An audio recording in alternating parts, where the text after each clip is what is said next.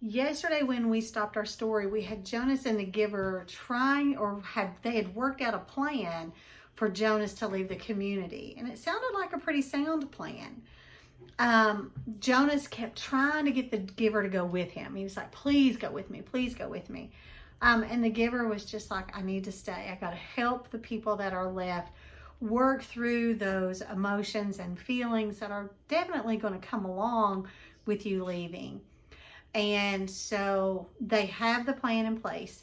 They're going to wait 2 weeks. They're going to gather food together and kind of get everything together that they need. So we want to keep in mind, with that end in mind, is being able to identify cause and effect relationships in the story. And I kind of want to jump backwards and think about when the giver ordered the video for Jonas to watch. You know, why did he do that? And that was, the effect was a couple of things. And when I think about it, and as a whole, I kind of want to go back to that section in the book. You know, the giver shows him, and that's on page 188 and 189. You don't have to go there, but it just helps me. The giver shows him that recording from that morning's release because he wants Jonas to know the truth about the release and what it means to the community.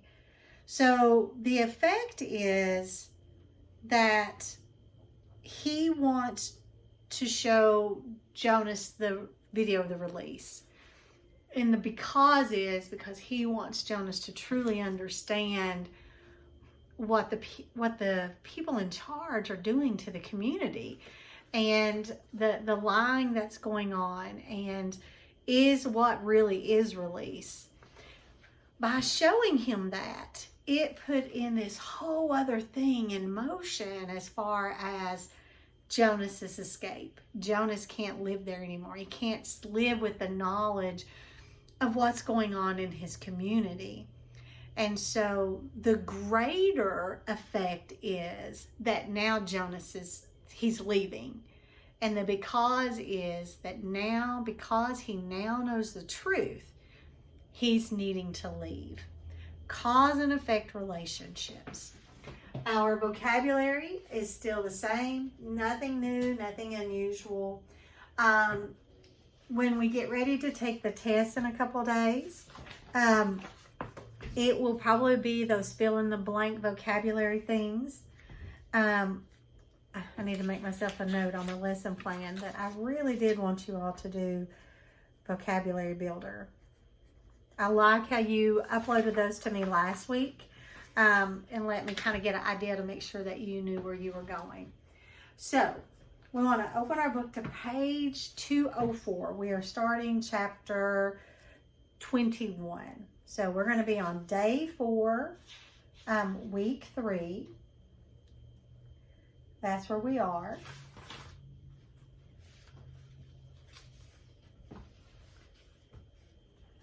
Let me get a drink.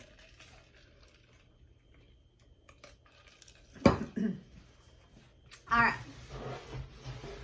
Here we go. It would work. They could make it work, Jonas told himself again and again throughout the day. But that evening, everything changed. All of it. All the things they had thought through so meticulously fell apart. That night, Jonas was forced to flee. He left the dwelling shortly after the sky became dark and the community still. It was terribly dangerous because some of the work crews were still about. But he moved stealthily and silently, staying in the shadows, making his way past the darkened dwellings and the empty central plaza toward the river. Beyond the plaza, he could see the house of the old, with the annex behind it, outlined against the night sky. But he could not stop there. There was no time. Every minute counted now, and every minute must take him farther from the community. Now he was on the bridge, hunched over on the bicycle, pedaling steadily. He could see the dark, churning water far below. He felt Surprisingly, no fear, nor any regret at leaving the community behind. But he felt a very deep sadness that he had left his closest friend behind. He knew that in the danger of his escape, he must be absolutely silent. But with his heart and mind, he called back and hoped that with his capacity for hearing beyond, the giver would know that Jonas had said goodbye. Well, it happened at the evening meal. The family unit was eating together as always, Lily chattering away, mother and father making their customary comments and lies, Jonas knew, about the day. Nearby, Gabriel played happily on the floor, babbling his baby talk, looking with glee now and then toward Jonas, obviously delighted to have him back after the unexpected night away from the dwelling. Father glanced down toward the toddler. "Enjoy it, little guy," he said. "This is your last night as a visitor." "What do you mean?" Jonas asked. And Father sighed with disappointment.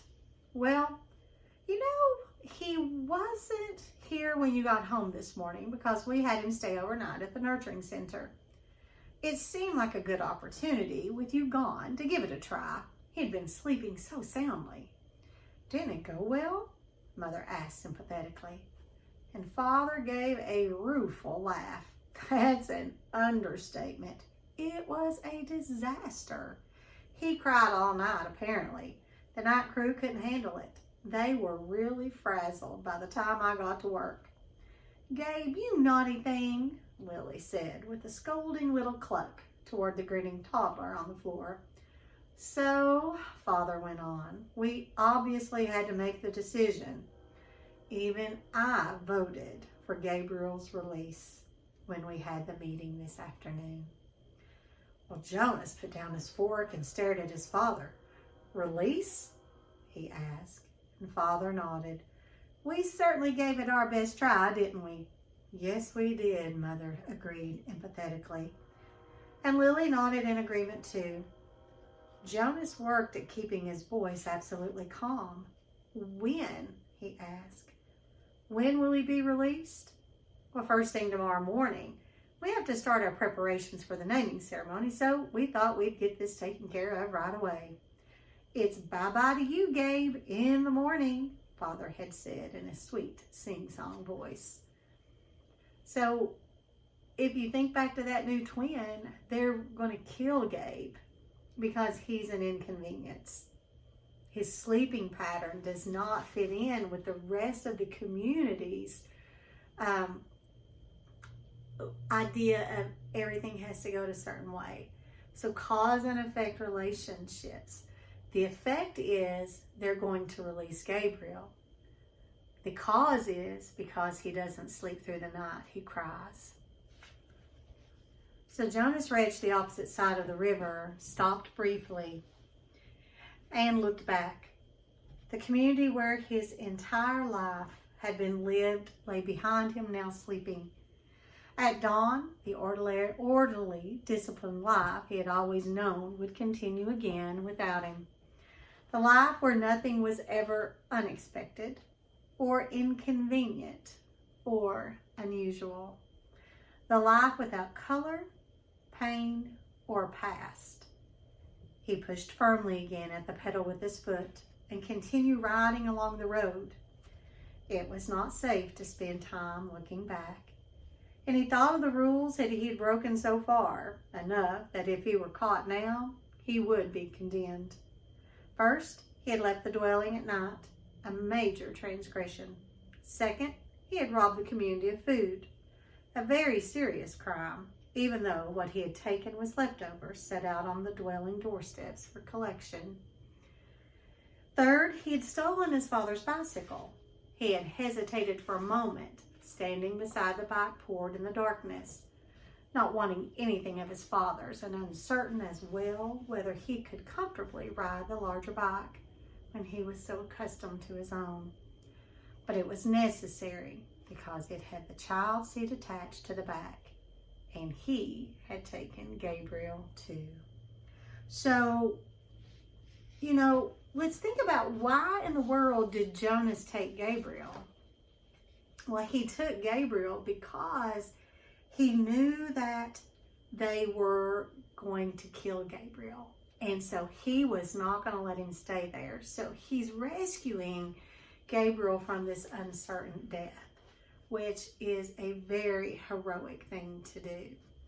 Now, let's break our questions down. We have, in 1 or 2 sentences, summarize how Jonas and Gabriel elude the search planes that have heat-seeking technology. So elude means, how are they getting away from them? How is that taking place? Number 2, describe how the area around the road differs from the community environment.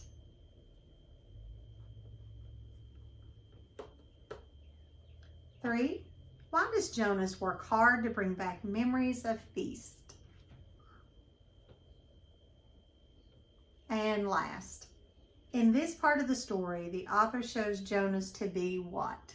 So in this part of the story, they mean today's reading that I'm about to begin. Is he short-tempered, self-sacrificing, lazy, or sad? So your evidence is going to come from the middle of 208 to 218 today, okay? 218. So we've got quite a few pages to get through. If you don't mind, I think I might sit. Ouch. All right, here we go. Well, he could feel the little head nudge his back, bouncing gently against him as he rode. Gabriel was sleeping soundly, strapped into the seat. Before he had left the dwelling, he had laid his hands firmly on Gabe's back and transmitted to him the most soothing memory he could, a slow swinging hammock under palm trees on an island someplace at evening, with a rhythmic sound of languid water lapping hypnotically against a beach nearby. As the memory seeped from him into the new child, he could feel Gabe's sleep ease and deepen. There had been no stir at all when Jonas lifted him from the crib and placed him gently into the molded seat. He knew that he had the remaining hours of night before they would be aware of his escape. So he rode hard, steadily willing himself not to tire as the minutes and miles passed. There had been no time to receive the memories he and the giver had counted on of strength and courage. So he relied on what he had and hoped it would be enough. He circled the outlying communities, their dwellings, dark, and gradually the distance between communities widened with longer stretches of empty road. His legs ached at first, then as time passed, they became numb. At dawn, Gabriel began to steer, and they were in an isolated place. Fields on either side of the road were dotted with thickets of trees here and there, and he saw a stream and made his way to it across a rutted, bumpy meadow. Gabriel, wide awake now, giggled as the bicycle jolted him up and down. Well, Jonas unstrapped Gabe and lifted him from the bike and watched him investigate the grass and twigs with delight. Carefully, he hid the bicycle in thick bushes.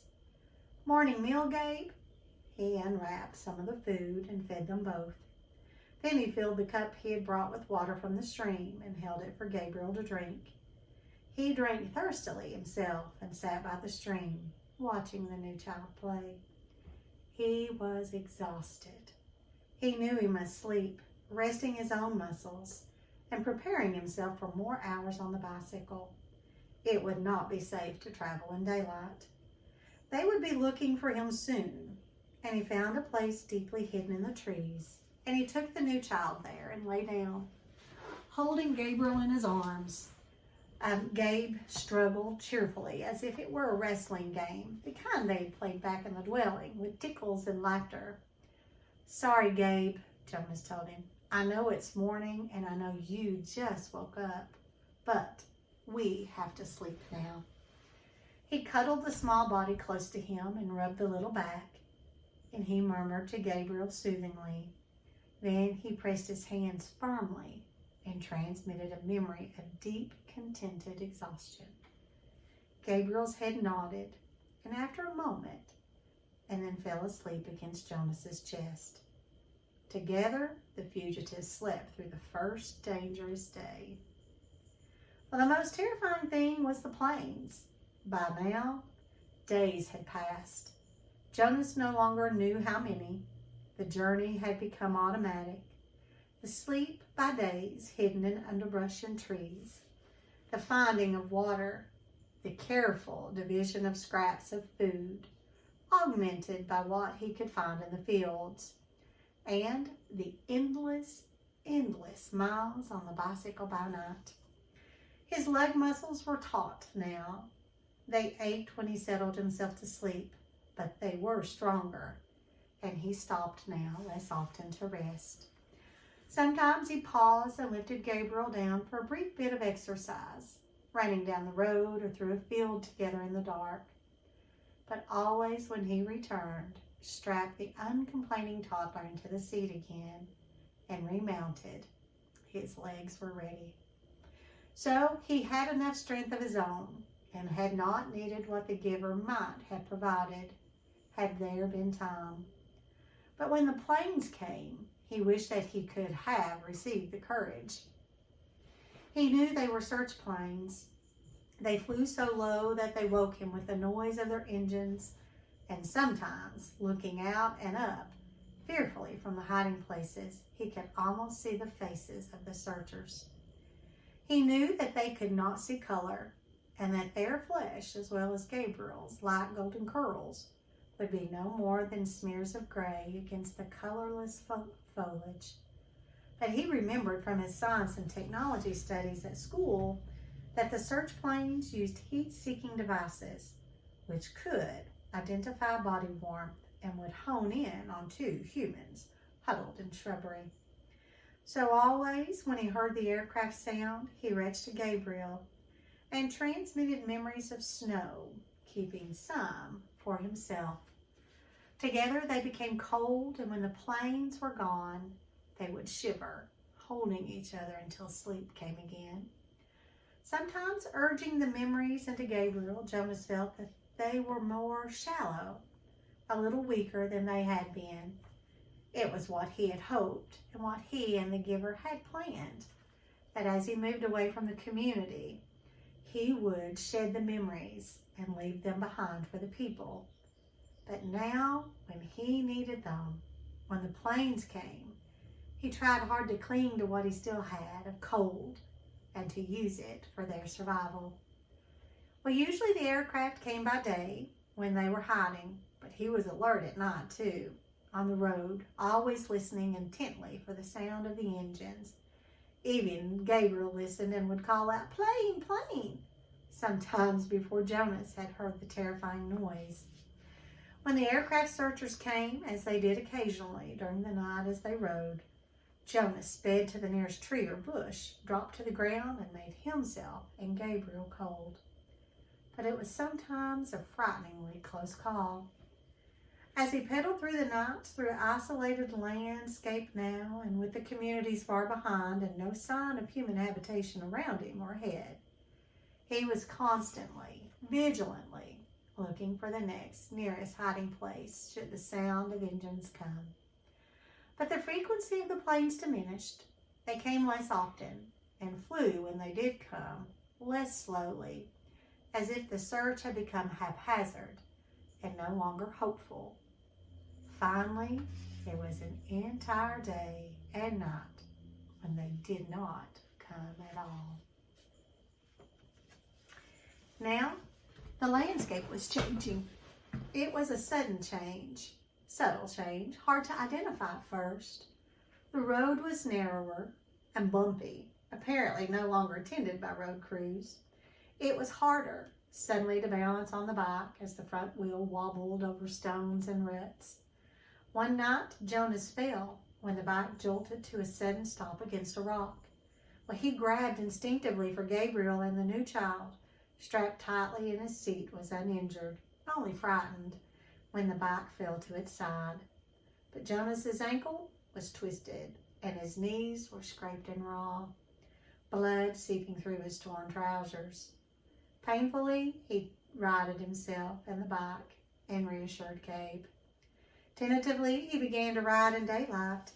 He'd forgotten the fear of the searchers, who seemed to have diminished into the past. But now there were new fears. The unfamiliar landscape held hidden, unknown perils. Trees became more numerous, and the forests beside the road were dark and thick with mystery. They saw streams more frequently now, and stopped often to drink. Jonas carefully washed his injured knees, wincing as he rubbed at the raw flesh. The constant ache of his swollen ankle was eased when he soaked it occasionally in the cold water that rushed through roadside gullies. He was newly aware that Gabriel safely depended entirely upon continued strength. They saw their first waterfall, and the first time, wildlife.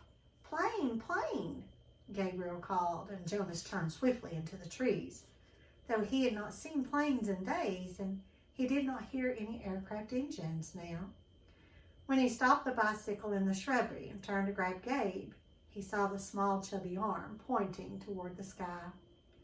Terrified, he looked up, but it was not a plane at all, though he had never seen one before. He identified it from his fading memories, for the giver had given them to him often. It was a bird. Soon there were many birds along the way, soaring overhead and calling. They saw deer, and once beside the road, looking at them curious and unafraid, a small reddish-brown creature with a thick tail, whose name Jonas did not know. He slowed the bike, and they stared at one another until the creature turned away and disappeared into the woods. All of it was new to him. After a life of sameness and predictability, he was awed by the surprises that lay beyond each curve of the road.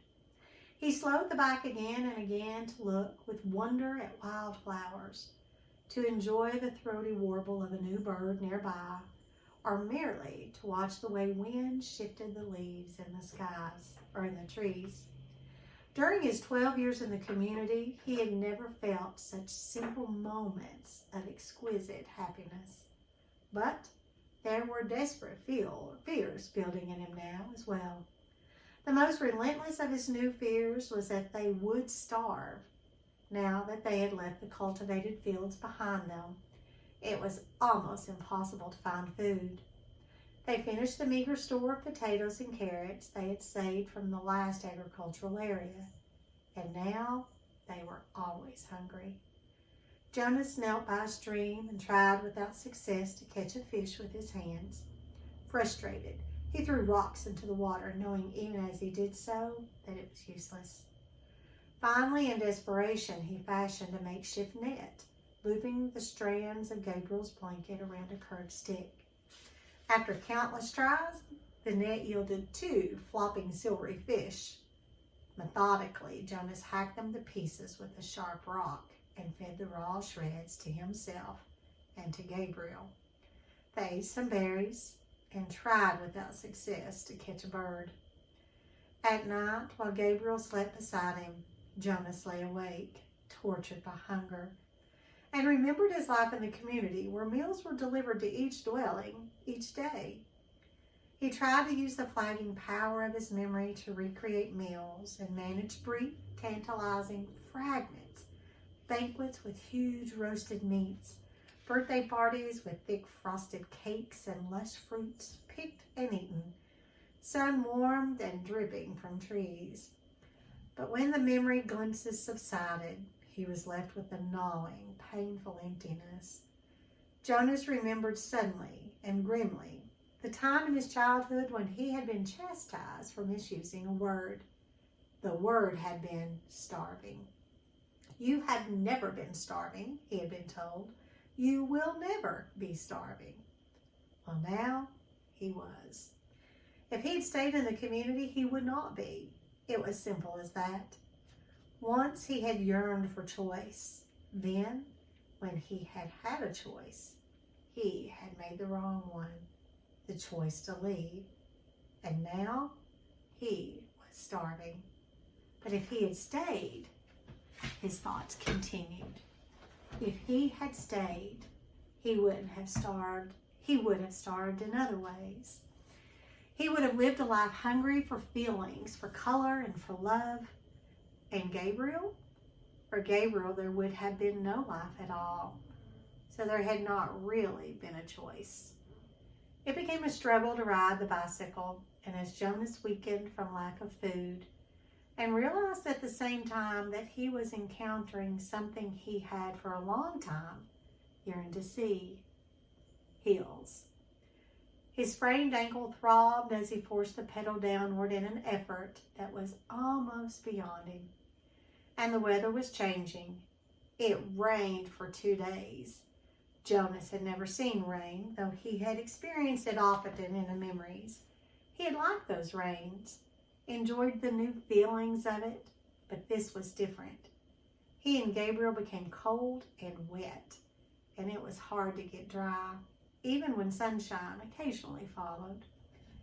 Gabriel had not cried during the long, frightening journey, and now he did. He cried because he was hungry and cold and terribly weak. Jonas cried too for the same reasons, and another reason as well. He wept because he was afraid now that he could not save Gabriel. He no longer cared about himself. That's where our reading stops today. Now, just like on Monday, you will not be doing any questions today, okay? See you back here in a few. We're going to talk about the questions that need to be uploaded. Bye, guys.